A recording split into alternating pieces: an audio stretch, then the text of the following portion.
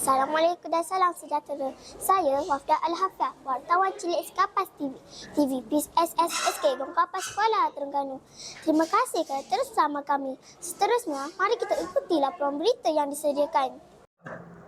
Pada hari ini, 26 Julai 2026, telah berlangsungnya Majlis Pelancaran Program SAFE Peringkat Sekolah 2026.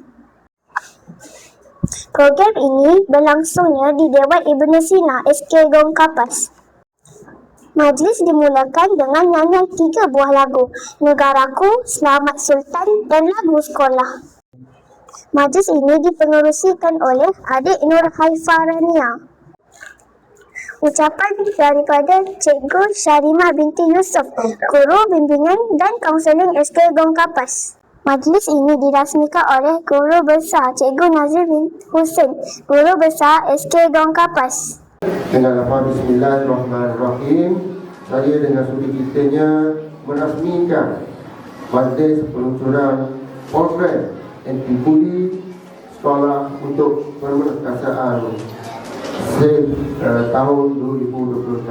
Sekian, terima kasih. Assalamualaikum warahmatullahi wabarakatuh.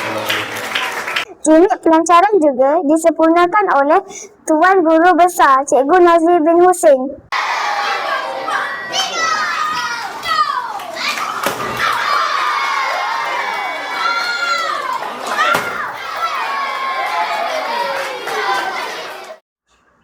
Majlis diakhiri dengan bacaan ikrar anti-buli oleh semua guru dan murid sekapas unggul. Hai, Assalamualaikum Cikgu. Bolehkah Cikgu ceritakan apakah aktiviti yang dijalankan pada hari ini? Okey, baiklah. Waalaikumsalam Wafda. Baik. Hari ini saya akan ceritakan soalan Wafda tadi, apa yang berlaku pada hari ini. Pada pagi ini kita telah melaksanakan satu program peluncuran program anti-bully atau SAFE peringkat sekolah bagi tahun 2026. Jadi semasa peluncuran tadi kita ada gimmick pelancaran di mana kita telah menyaksikan satu paparan video yang digarap oleh Ustaz Adnan, video berkaitan buli, dan kita juga ada perhebahan maklumat aktiviti yang akan kita laksanakan sepanjang tahun berkaitan dengan program buli. Jadi saya harap murid-murid pada hari ini akan membuka mata murid-murid tentang bahaya buli.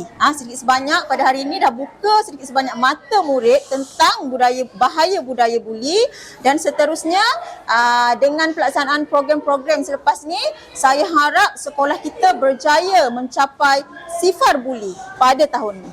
Itu saja. Terima kasih Cikgu. Sama-sama Wafda. Sekian sahaja laporan kami untuk kali ini. Terima kasih kerana menonton Kapas TV. Saya Wafda Al-Hafiyah, wartawan cilik mengakhiri siaran. Jumpa lagi di laporan akan datang.